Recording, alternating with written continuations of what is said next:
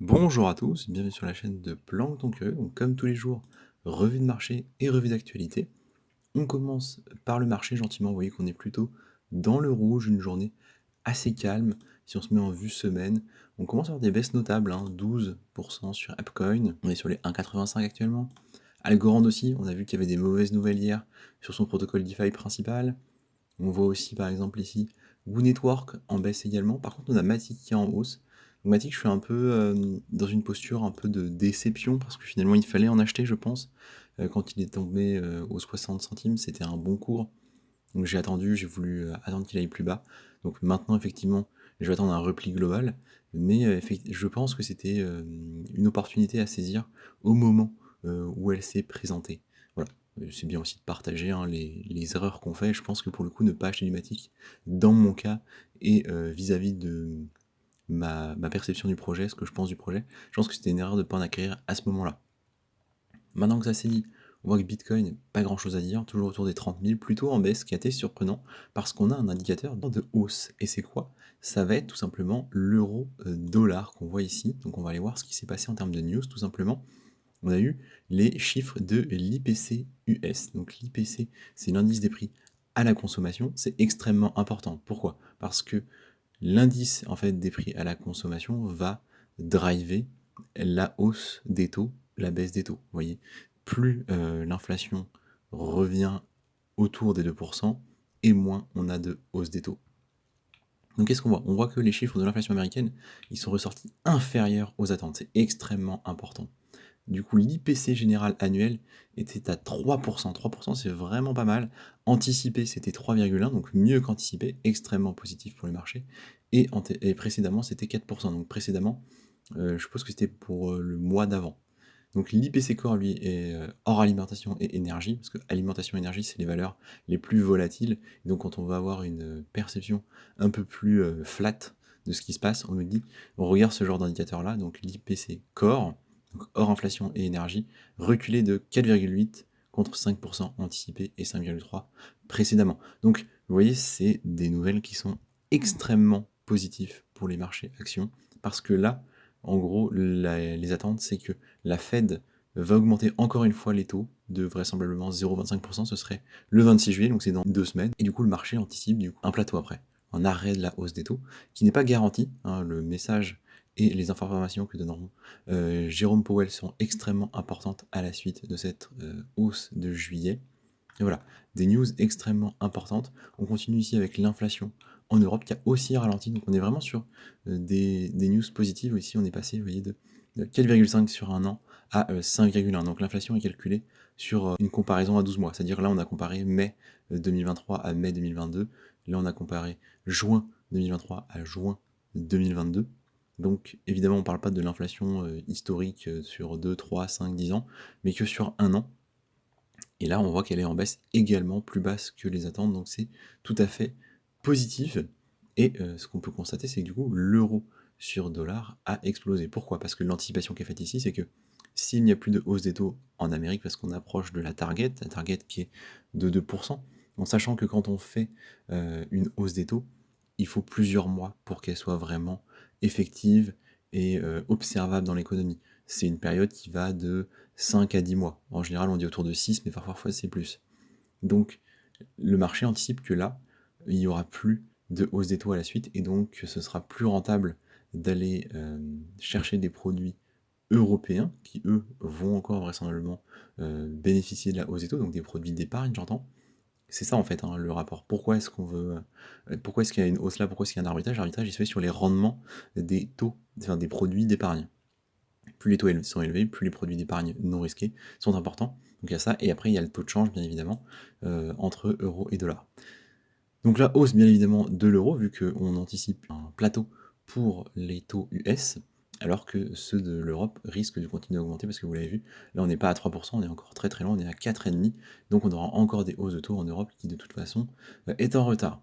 Donc ça c'est extrêmement positif pour le marché action. On voit d'ailleurs qu'on a un RSI en weekly, c'est en daily, donc c'est moins impactant.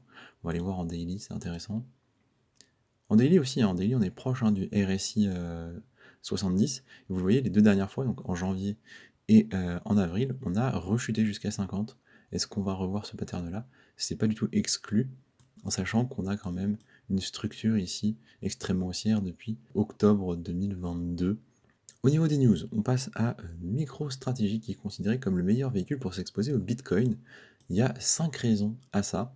Donc MicroStrategy, je rappelle, est une entreprise cotée au Nasdaq. On a un cours qui est autour de, vous voyez, 500 $ par action et qui possède beaucoup de Bitcoin, certainement un des plus gros portefeuilles de Bitcoin au monde. Et donc 5 qualités clés pour les investisseurs institutionnels. Numéro 1, la facilité d'accès. Effectivement, c'est facile d'acheter des actions MicroStrategy par rapport à du Bitcoin pour un investisseur qui n'est pas dans le monde crypto. La protection contre les baisses, ça, c'est moins garanti, je trouve. On pourrait aller regarder ensemble le cours de MicroStrategy. La protection contre les baisses, je suis désolé, mais non. Ceux qui ont acheté ici au pic, quand on était en 2020-2021, en fait, pendant le bull run des cryptos, ceux qui ont acheté ici, ils sont clairement en baisse. Et la protection contre les baisses, non. On est passé de 700 à peu près à 171. Donc, on a fait une baisse de... Vous voyez, on a divisé par 3 le cours de MicroStrategy. Donc là, je ne suis pas d'accord sur ce point-là. La protection contre les baisses, c'est faux. L'accès au marché financier, effectivement. L'activité logicielle sous-jacente. Afflux de trésorerie positif qui génère des liquidités pour acquérir davantage de Bitcoin. En fait, c'est une façon de s'exposer à du Bitcoin sans en acheter. Et la capacité à gérer activement les Bitcoins. Qu'est-ce que ça veut dire? Ça veut dire qu'en fait, moi, ce qui me semble important, c'est le dernier point là, le point numéro 4, la capacité à s'exposer en fait à du Bitcoin sans avoir à acheter du Bitcoin. Donc on ne prend pas le risque d'en acheter, mais on investit dans une entreprise qui en profite et qui va suivre le cours du Bitcoin, c'est-à-dire qu'il va croître avec la hausse du Bitcoin. Vous voyez, si vous en aviez acheté ici en 2020, tout comme quand le Bitcoin était assez calme, eh bien vous avez profité d'une hausse incroyable durant le bull run. Et elle a été rapide.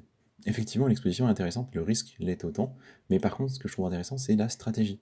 La stratégie des investisseurs, on n'arrête pas de parler des ETF, on n'arrête pas de parler de comment est-ce qu'on va attirer les grosses entreprises. Et en fait, elles peuvent déjà investir dans d'autres entreprises qui elles-mêmes s'exposent au Bitcoin.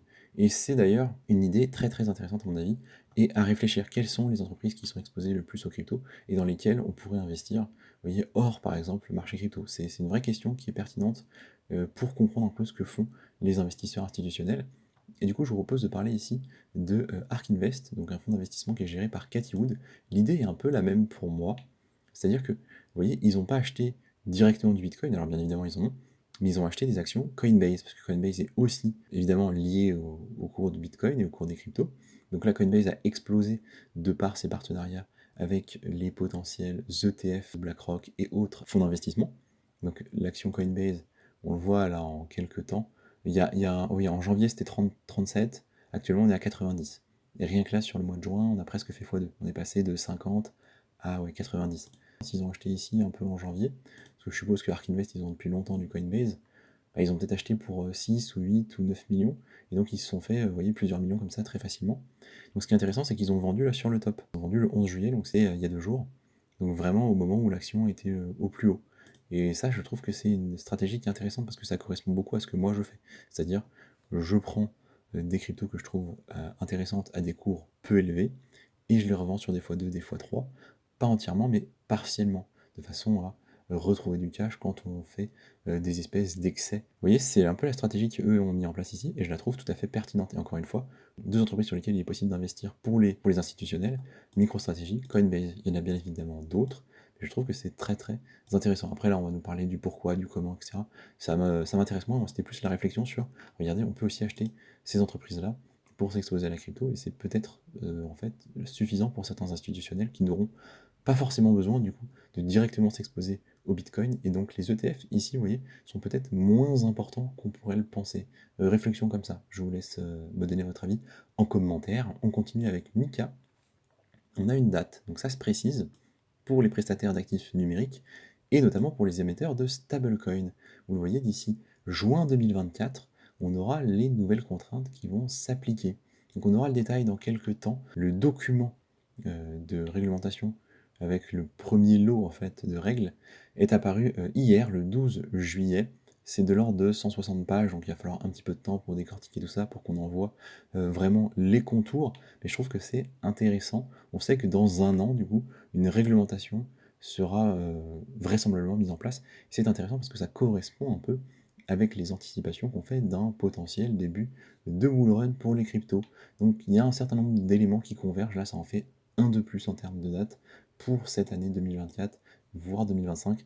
Évidemment, la réglementation ne garantira pas la sécurité sur les cryptoactifs, mais tout ça est connu, on le sait très très bien. Donc à suivre avec intérêt. Et on termine ici en Chine avec Banque de Chine qui travaille sur le yuan numérique et sur un système de paiement par carte SIM. Donc au niveau de la technologie, on n'est pas sur quelque chose de nouveau, on est en fait sur une copie de la technologie utilisée par le paiement sans contact. C'est-à-dire quand vous utilisez votre carte bleue et que vous payez sur un terminal de paiement sans avoir à rentrer le code. Il y a une certaine technologie pour faire ça. Et bien là, c'est à peu près la même chose, sauf que c'est directement intégré à la carte SIM et que ça va passer par le yuan numérique. Donc vous voyez, on a une implémentation évidente d'une CBDC. Ce qui est intéressant du coup, c'est son fonctionnement, donc ça va permettre de faire des transactions de façon très facile, donc ça va forcément être utilisable et être pensé de façon à ce que ce soit utile, donc les gens vont sûrement aller dessus, donc c'est un premier bon point. On n'a pas du tout de mots sur la sécurité ici, parce que, voyez-vous, il est possible de payer sans connexion Internet, ça c'est fou, ça pour le coup je ne sais pas exactement comment ils ont mis ça en place, mais apparemment, on peut payer sans connexion réseau. Vous voyez, c'est écrit ici. Si le téléphone est hors connexion ou éteint, donc c'est vraiment juste la carte SIM. Le truc, c'est qu'il va falloir faire un vrai état de la sécurité de la chose parce qu'il va y avoir des fraudes dans tous les sens. Vous voyez, des fraudes au paiement sans contact, tout simplement des gens qui se baladent avec des terminaux et qui font biper les cartes comme ça dans le métro, par exemple, en se rapprochant, par exemple, de la poche des gens. Et donc là, c'est encore plus risqué, donc à voir comment ça va être protégé. Je pense qu'il y aura des choses qui seront pensées, mais c'est le premier point qui me vient tout de suite ici, c'est vraiment la sécurité. Le deuxième, ici, c'est qu'ils veulent étendre en fait cette technologie à d'autres secteurs, comme par exemple tout ce qui va toucher à l'identité numérique, au contrôle d'accès, ou même à l'ouverture de certains véhicules, par exemple pour remplacer des clés. Donc très intéressant et en même temps risqué et centralisé dans les deux cas. En tout cas, un gros point pour la Banque de Chine, hein, qui clairement développe des choses et, à mon sens, va avoir un intérêt pour les cryptos à la suite de ces implémentations, même si évidemment là on est dans la face un peu sombre, la face contrôle euh, des entités.